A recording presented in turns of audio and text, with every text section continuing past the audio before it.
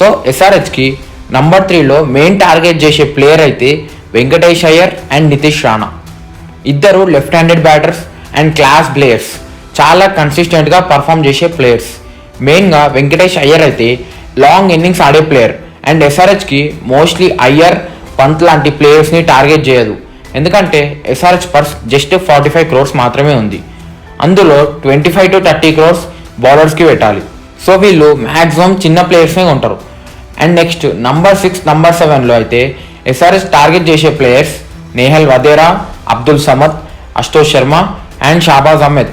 ఎందుకంటే నేహల్ వదేరా మంచి left handed power hitter and promising player. Next Ashutosh Sharma అయితే లాస్ట్ ఇయర్ పంజాబ్కి ఎన్నో మ్యాచెస్ని గెలిపించిండు. సో అశుతోష్ని కూడా టార్గెట్ చేస్తుంది. అండ్ అబ్దుల్ సమద్, మైపాల్ రోమ్రోర్ అండ్ అభినవ్ మనోహర్ని కూడా బ్యాకప్గా టార్గెట్ చేస్తుంది ఎస్ఆర్హెచ్. రీసెంట్గానే లోమ్రోర్ 300 కొట్టిండు రంజీ ట్రోఫీలో.